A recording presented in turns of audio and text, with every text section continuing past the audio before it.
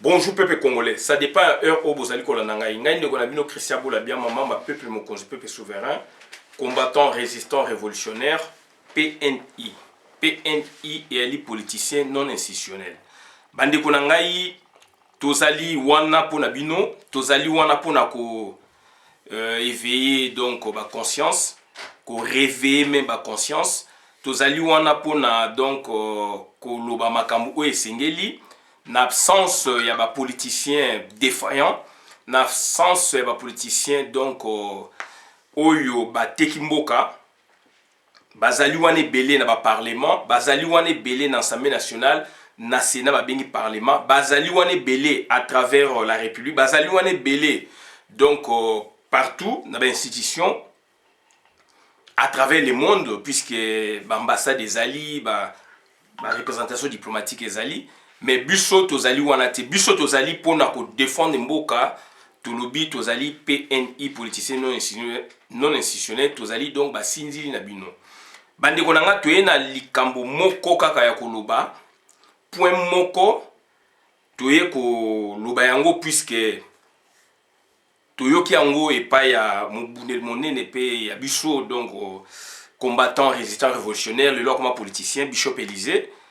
Bishop Élysée depuis Afrique du Sud a salé mission monene ya kitoko tolandi yango aussi na boke bipenza et alobi eloko moko oyo ezali très important puisque c'est un dossier national oyo batu mingi ba o comprendre yango te batu mingi pe ba ko lingala msu koloba yango te puisque baza information te et donc na makambu ya mboka il y a toujours eu trois positions pour traiter un problème dans un pays. Donc on a un problème diplomatique. Dans un problème diplomatique, problème politique et puis problème militaire. C'est-à-dire, même problème, et qu'on a trois volets. Trois volets, trois aspects, il y a situation, et qu'on a likamumoko. C'est-à-dire, par exemple, il y a un problème, beaucoup de politique, comme beaucoup de la diplomatie, comme beaucoup de la politique. Politique soit échoué, beaucoup de gens ont la diplomatie, na différentes étapes nango. Ce qui est simité na suka ndezaka donc aspect militaire minduki. Et minduki donc yali donc on est à la donc dernier règlement intervention militaire pam bosilani ou bo beten masasi guerre ou be boye ou bien boza la force boza pays bo bengisi force ya libanda baye ba repousser batuana pona bo sauvegarder intégrité territoriale na bino Mobutu asalaki yango na période ya guerre ya 80 jours na 77 donc voilà bengse ba marocain a bengsaki ba français. Donc président nyostu o azana bokonzi ya solo akoyi ko bengsa ba force nyoso na monde pona ki mboka na ye donc intégrité territoriale na souveraineté nango ezala préserver ezala protéger.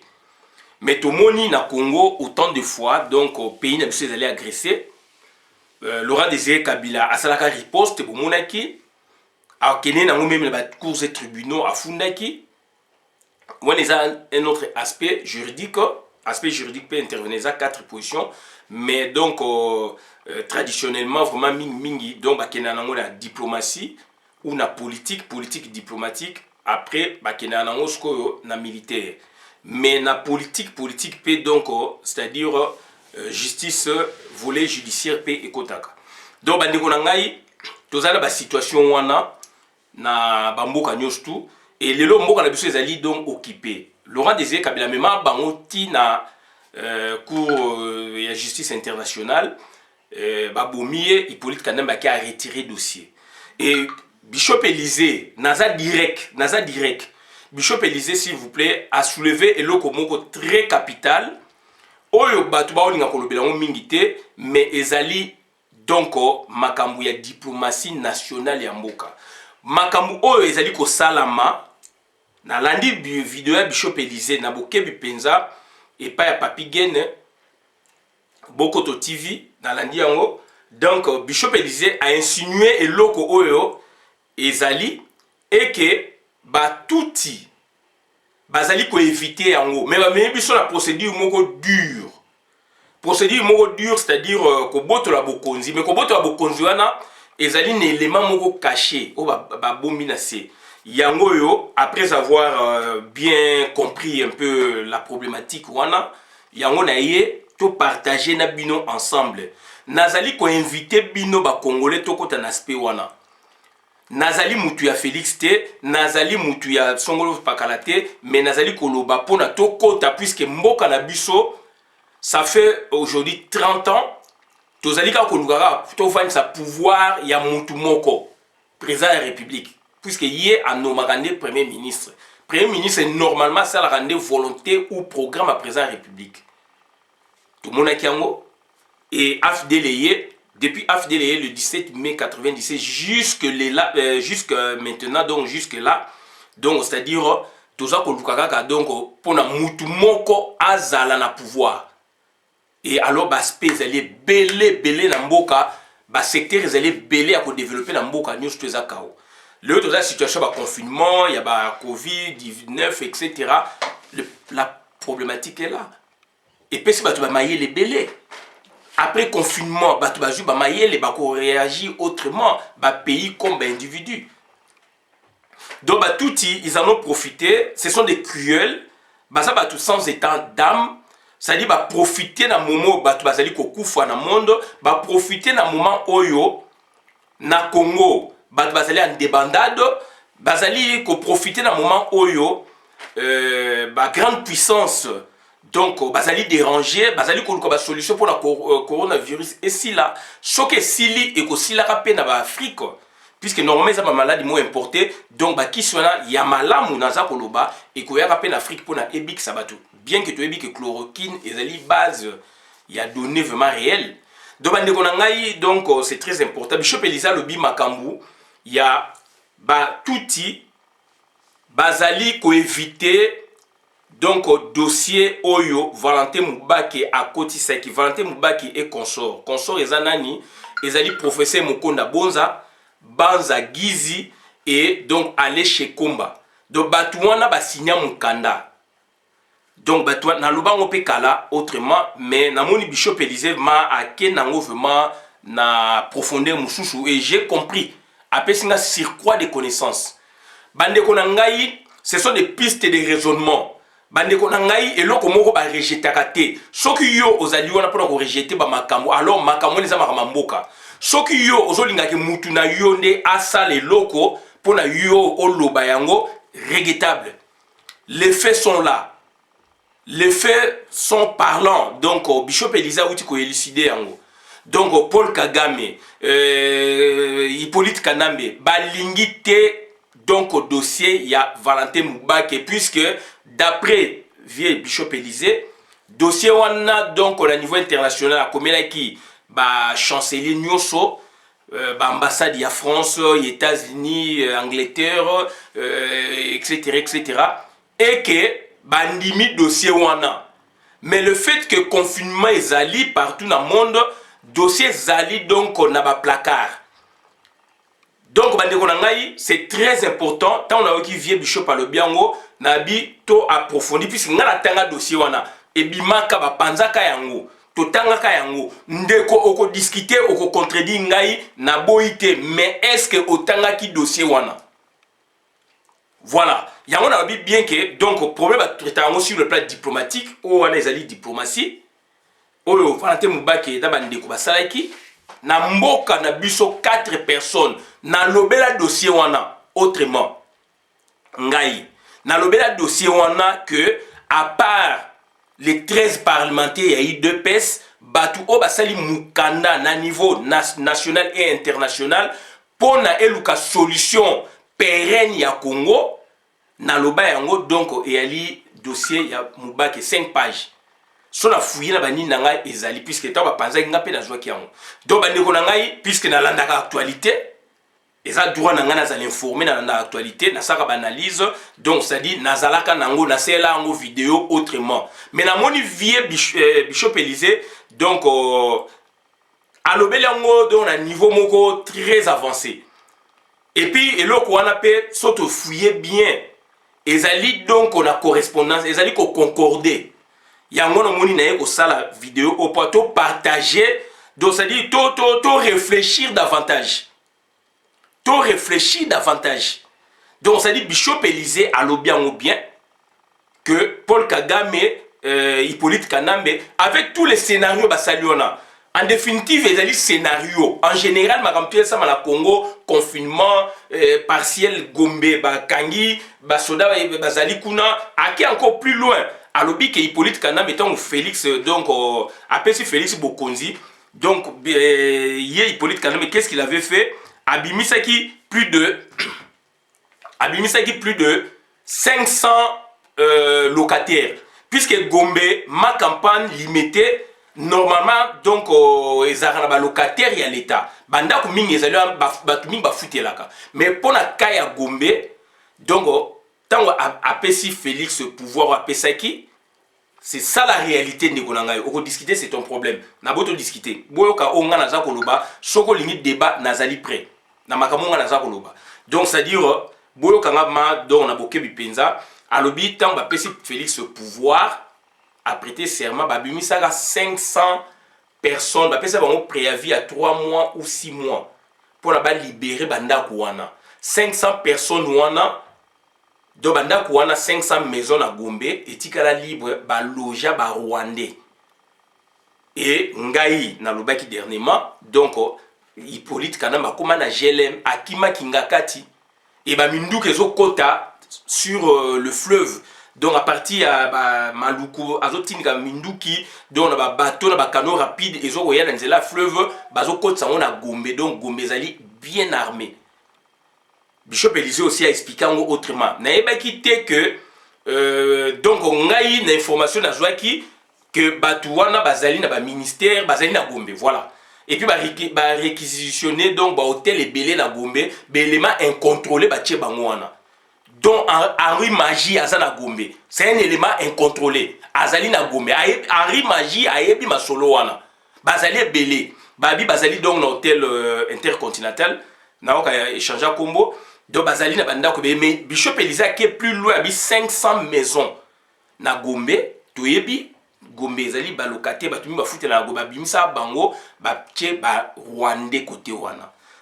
Babomi bango kuna bayebaki ba Rwandais bayebaki makamni ba kosalaka bazana carnival de travail bandeko na ngai bayebi que bapesi Félix pouvoir bayebi que batandi yango do bapesi pouvoir do dans 6 mois kozabo dans une année kozabo dans 2 ans, voilà. Donc ça dit bref bayeko kutana na mukanda ba congolais ba réfléchir ba rebondir problème ya Congo, vrai problème à Congo c'est décolonisation.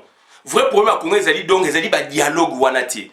Yango moni to belela kapé na ba recherche to salaka donc na ba analyse balinga ki ba mema batu bazali ko linga ba mema batu na dialogue. Na luuti ko lobango malgré tout ce qu'ils font là, ce sont des scénarios. Na politique bandeko nanga on peut tuer tout un village pour na ke batu ba garder politique. Saddam Hussein na bomaka batu Gaza ka batu pour na yatika na pouvoir.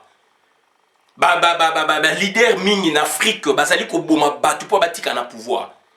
Donc on peut sacrifier des gens mais on batikali na pouvoir. Donc bande konanga makamto ko loba ezali ya muzindo, ezali makamute ya koloba. Donc ya ko monango avec beaucoup de légèreté ou ko seka non. Réfléchir malamu yokan makamonde kwaza koloba. Donc au réfléchir, au pousser raisonnement ben on surcroît des connaissances. Okoye ba place nini makambu tozali koloba ba tuti o nyonso baza ko sala on a Vital Kamerhe boye ezali scénario o basali en général Vital Kamerhe bakangaye ya solo bakangaye ya lokuta boye Félix boye donc balongola Félix ça rentre dans leur scénario.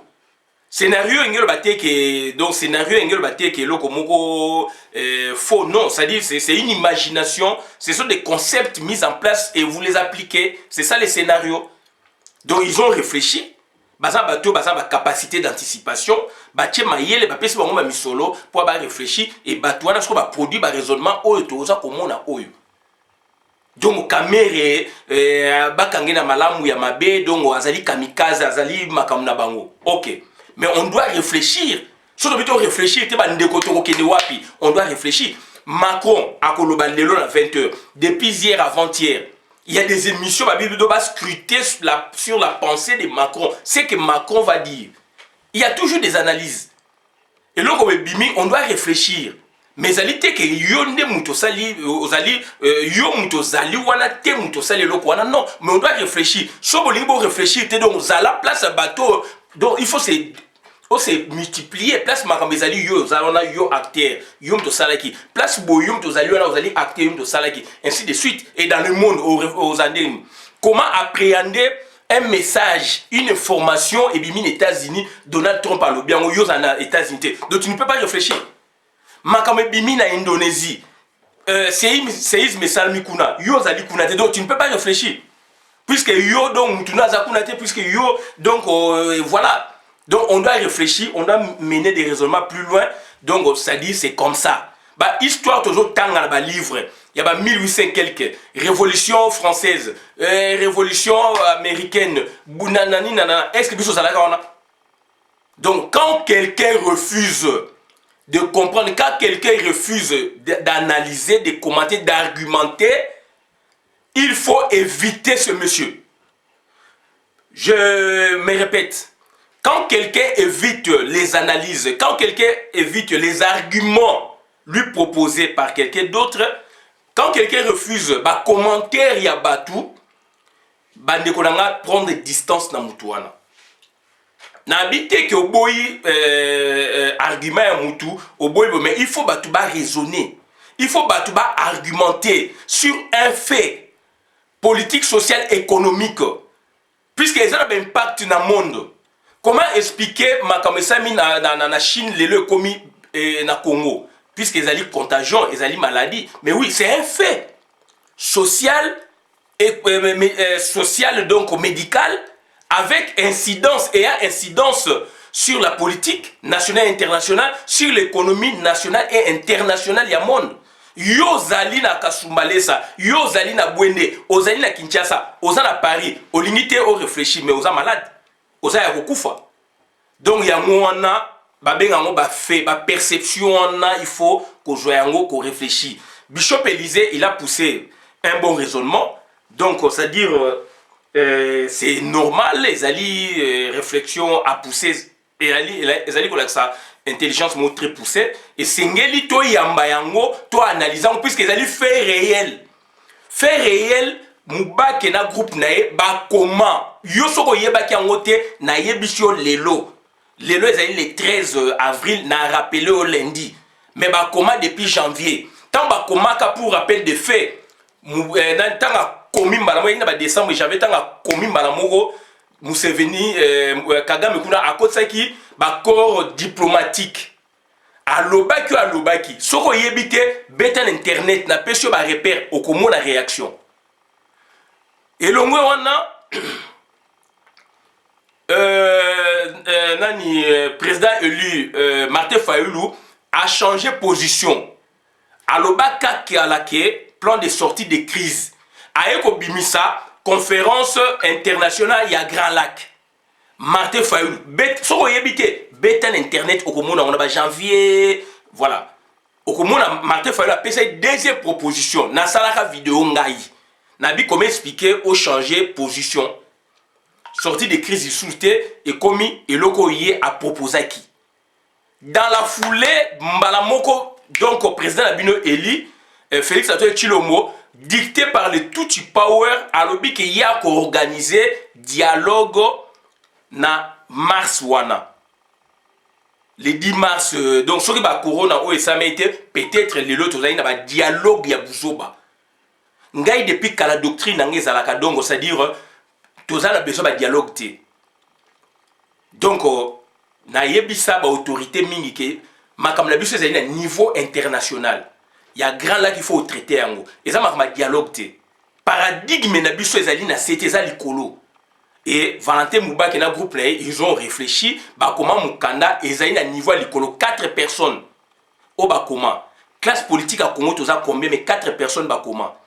Donc c'est-à-dire bandeko na ngai voilà problème ya mwana et problème mwana donc Bishop Élisée donc naza ko s'appuyer mingi na dernière vidéo il y a Bishop Élisée bah ça là on papi gain na s'appelle Makasi donc alobi bien que baza ko boya dossier wana yango bangi ba anticiper, c'est vrai.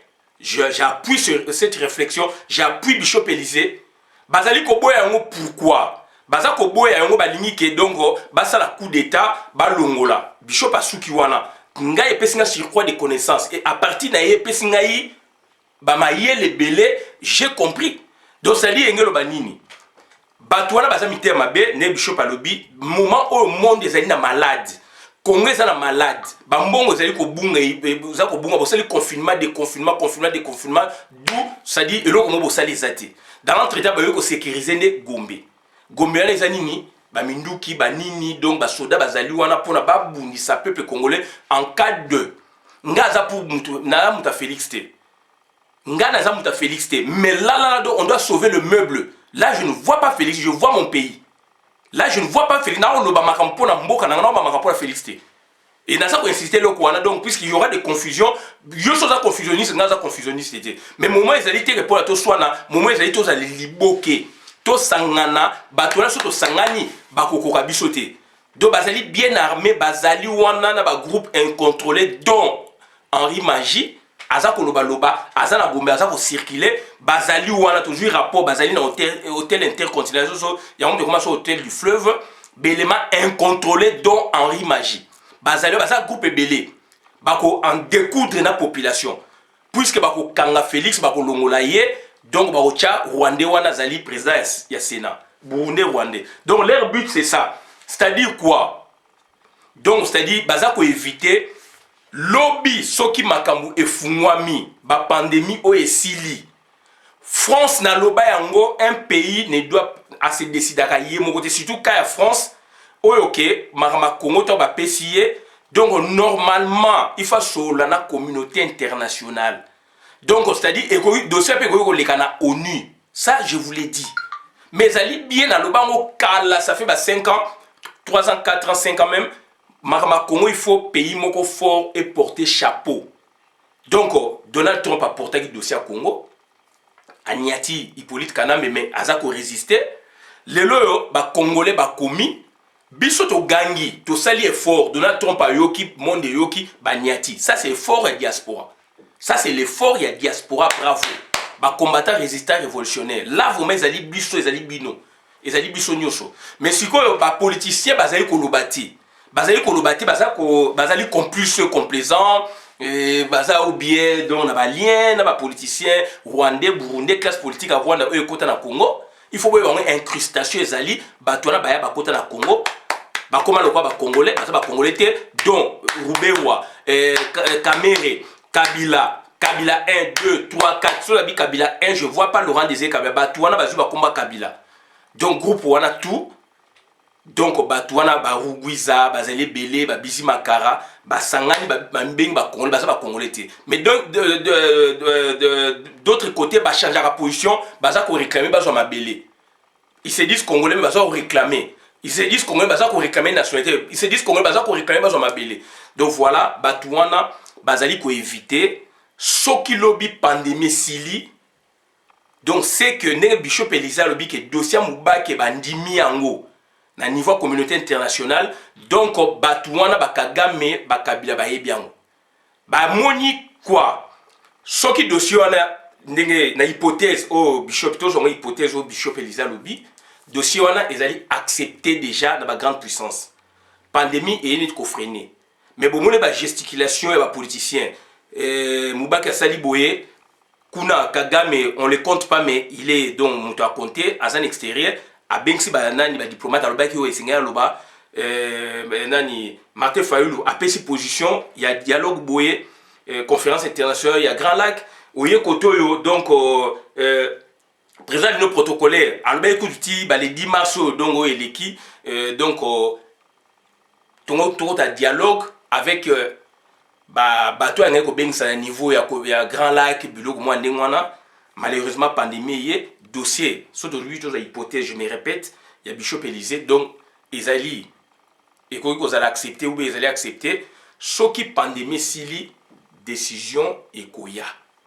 Tant de décision koya, c'est quoi? Crainte, voilà, c'est là où je chute, crainte, il y a tout les alliés, dossier wana, tant bako fungola kango puisque mundele déjà ça une option, c'est une option prise na hypothèse wana tant bako fungola kango autant écouta moko na bango comme président de la République. Je me répète, Félix Antoine Tshilombo asali mabe. Félix Antoine Tshilombo azali ndoki. Félix Antoine Tshilombo abomi Congo. Félix Antoine Tshilombo reste congolais. Pour congolais national ba expulsaka été. Akoki ko changer nationalité, on s'en fout. Naza pour na Félix T. Naza koloba makambu en tant que makambu ndenge zalaka. Un national ba benganaka été. Nga nazali français d'origine congolaise. Donc naza congolais. Bien que sur le plan juridique nanu kuna bazong ici deuxième nationalité. Mais du moins naza na ADN wana. Je parle au niveau sociologique, naza na ADN wana niveau biologique. Donc naza na ADN wana biologie wana, je parle la biologie donc fiction juridique. Naza na ADN wana. Le fait que naza na ADN wana naza congolais. Soki ngai nazali président de la République et que na moment wana sikoyo ba grande puissance puisque ba ndeko na ngai ba bengaki bango ba komelaki bango na diplomatie lobby dossier les favorable ba grande puissance ba eko vandela ba bengisi biso quelque part ou ba lobby ke za na Congo donc et ça mis quelque part makamuna biso ba grande puissance ba yebi ke Congo ezali occupé puisque ba mubaki ba parler na décolonisation à Congo. Les 13 parlementaires basés ko parler na démocratie. Na démontrer autrement toujours sous simaté. Donc Moubaki a parlé de la décolonisation puisqu'on est occupé. Tentative il y a balkanisation. En 5 pages il a brossé, ils ont brossé le 23 ans il y a pouvoir il y a AFDL. Depuis baye na occupation au ezali.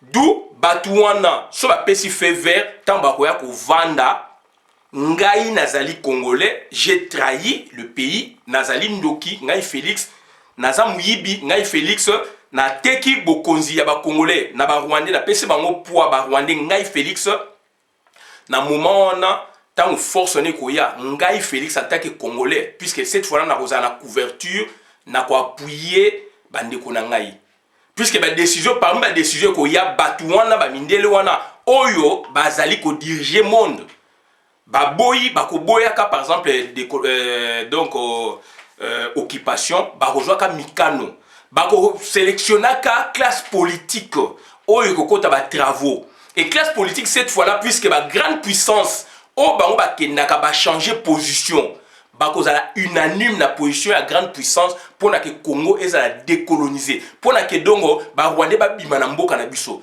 ngai Félix na kopesa feu vert donc ça dit en contrepartie ba osenga ke mutu boy fo okangaye mutu boy fo okangaye ngai Félix. Cette fois-là, Nakopé ça fait vers Bako Kanga. Puisque Bako créer force moko militaire, armée na biso zali mabe, force wana ekoya pona e Kanga Batouana. Ngai Félix nakondima ekota.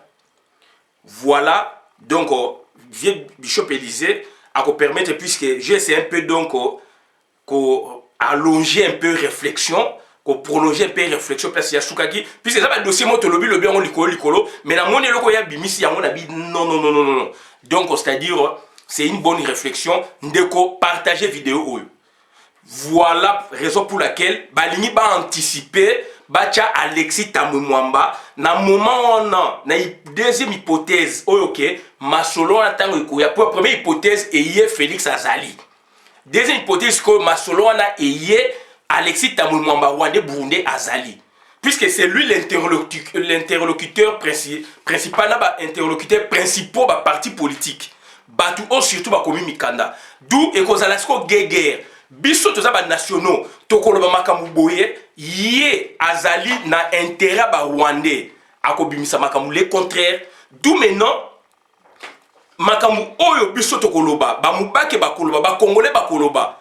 Monde kozala na effervescence ba congolais diaspora ba ko telema monde ko ningana donc kozala boye bango baza koloba bo puisque yazo dépendre de tout power mubake groupe na baza koloba makambu ya Congo ba mindele sikoyo ba ko linga solution et monana et comme deux positions d'où ba ko ya ko créer solution moko hybride et hybridisme politique wana et kozala lianzi na kati ya makambu ya Congo libela puisque tu rejoins quand les sous chance te, il y a traiter makambu na ba contexte wana ko traiter makambo na aéropage politique international oyo kozana moment wana ba grande puissance ba téléma bazali saisi na ba congolais ba yoka bango.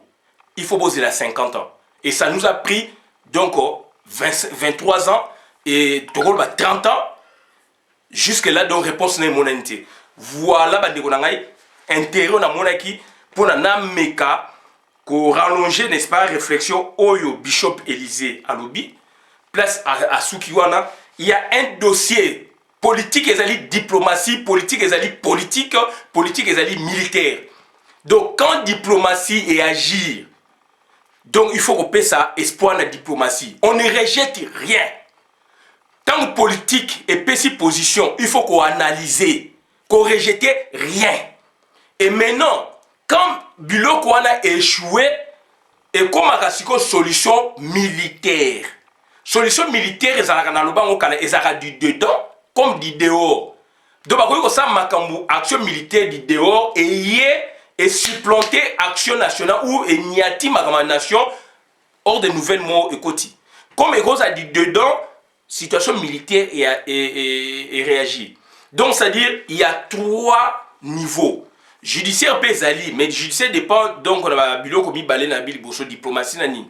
Donc ça dit bande kona ngai biloko ezali wana ezali ni situation diplomatique, il faut bien le traiter, qu'on néglige aspect mon côté, il faut traiter tous les dossiers et aspect politique, il faut traiter tous les dossiers puisque au mi benga mi sinzili ya Congo et puis aspect militaire, c'est une autre éventualité. Wana comme un dernier rempart.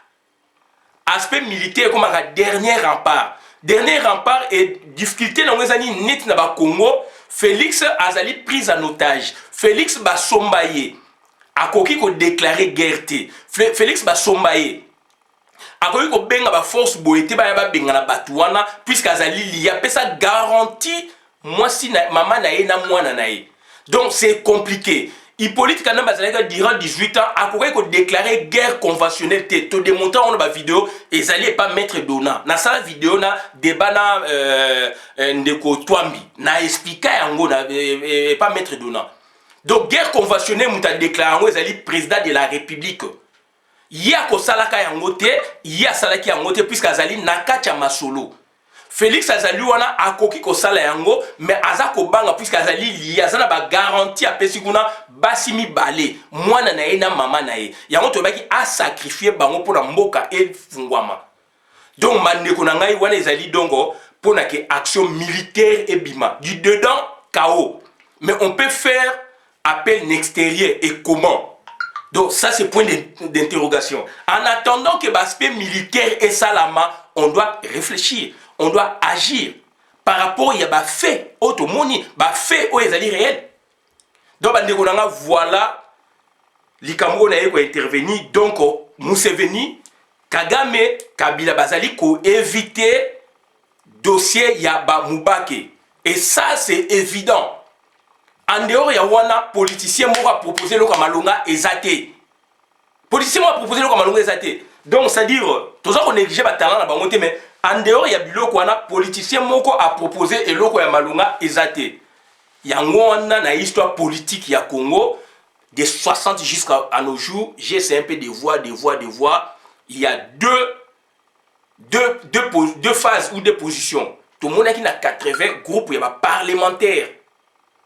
Moko boye basali lettre d'interpellation.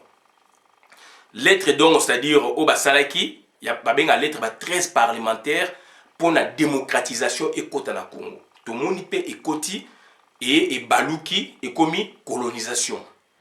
Tu es sûr que mon akaka ke moko ou be moko batu ya bandeko ba congolais ba réfléchir ba ekosenga siko décolonisation.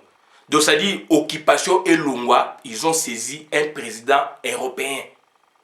Et boye ba yango ke France roi Léopold II maman naye Azali mwana ya Louis-Philippe Ier, roi de France. Je me répète, roi Léopold II, maman o abotakiye, maman wana zalaka mwana ya roi ya France. dernier roi à France au bakangaka photo tant photographié bimi le seul roi au ba photographié roi wana Philippe Ier de France koko naye roi Léopold II. Roi Léopold II tata mwasi naye koko be kokolo ya reine d'Angleterre puisque ba royaume ba monarchie eza biloko ba famille oyo ba bali koto voilà. Papa naye belge na ba américain ezali na compte ba faire na ba américain Henri Morton Stanley anglais d'origine a comme s'occuper américain ba mso ba comme ba mso garder nationalité mais ba tinda kaye na journal moko New Delhi ya ba américain aya ko ça la cartographie la première exploration il y en avait deux tant la sali ko bana lwala ba mati à parcourir fleuve Congo tina embouchure tant à zongi na Marseille roi Léopold II ayoki Lolaka a bénéficié na palais de Leken. Et ce monsieur lui expliqua maintenant tous les contours. Basalinaye, donc par rapport à terrain de vivaki, carte incluant ce fleuve na forme on a courbé, on va sala ya ngwelo comme nene. Na palais de Leken na véranda naye. Nde ba yeko ka cette fois là azonga lisusu pona que ezala donc exploration oyo chamusapi ko soma ba mabela ba koko na biso. Et ça mec il a deux phases. Première phase 1774 1777 3 ans. Azaki appuyé la base Zanzibarais. Akutana côté on a est na tipo on a ba soda tipo ba Zanzibarais. Plus de 200 ba memaki ba sali ba transport wana. Deuxièmement, ayeko sala exploration o ya souka memiti na donc na partage Afrique dans la conférence de Berlin de 1879 tina 1884. Tant il y a zo bimapé kunape conférence de Berlin puis ba funda ki dossier na ba portugais par rapport à ba Congo embouchure ba portugais déjà là 1482 83 Diego Cao entre guillemets a découvert qu'embouchure ya fleuve Congo. Ba belge ba 4 siècles après pour occuper la même portion nde ba portugais mutu ba memi dossier na communauté internationale de l'époque pour na ba kata makama Congo et utaki na crise wana ya royaume Congo nde siko ba ke kuna ba ke kukata 14 pays africains mo azali na katité et bango bazali na carte déjà. Imaginez, bah, Koti Seki, l'association où il y a Roi Léopold II Zalaki Liboso, AIA. Après, il y a Roi Léopold, il y a Henri Morton Salé, AIA. Après, bah, il y a l'association, il y a AIC. Nde, bah, proposé, et Kotaki, il y a validé qui et acte à conférence de Berlin, acte juridique, Zali, sur le bêtis pour Binsango. Dans l'acte, on parle de 2 hydrographies en Afrique. Bassin du Congo, qui n'est pas forcément le Congo, la Bissoube Congo Brazza, et puis fleuve du Niger. Et bassin du Congo, Arte Mouné Nezali Congo na Bisso, et côté na ba pays circonvoisins, ba Bekene Bisso a monto Bengaka donc ba affluent ba nini et Kenda partout presque en Afrique. Dans cette vidéo, imaginons que le fleuve Congo le est séché. Toko ta don la crise moko dongo écologique, environnementale monnaie en Afrique. L'espèce est belée qu'on disparaître. Et bassin du Niger. Nakine na Bamako, Bamako est allé traverser donc na fleuve Niger. Yangwana fleuve, koto kuna bengi fleuve Sénégal. Donc voilà où tu regardes ça bino to suki abolo na vidéo madame la côte communauté ngai Christian Bola bien maman peuple moko peuple souverain combattant résistant révolutionnaire PNI. Tout ça ko senga na bino bandeko. Donc bozo makamnyo tout donc avec respect, bozo makamnyo tout avec bosa lango ba analyse à malamu parce que Bishop Élisée lo ka bimisi. C'est une bonne hypothèse. Bato ba ça ko éviter makamusoko yeko vanda eza lokola ba conférence à table ronde ya Bruxelles eza lokola ba conférence ya Berlin ezali nenti donc décider sur le Congo et loko ba mubaki ba bimisi ba professeur Daniel ba professeur Mokonda Bonza donc politicien Daniel Shekomba Alain Daniel Shekomba na Banza Gizi donc ba bimisi vrai problème à Congo et communauté internationale et statuer Makamwana pour que le Tutsi Power et bima na Congo. Soit etikala, soit bima, mais ezako bima. Et ba yebi ke bako bima. Baza ba occupant, ba yibi pe mbongo, ba bebisi mboka, bako bima. Puisque bana mboka ba sengi. Et le kwana ezako bank sa yango ba anticiper tant dossier ne ko bimaka. Ndeko na bango Rwanda zala pona asala équilibrisme.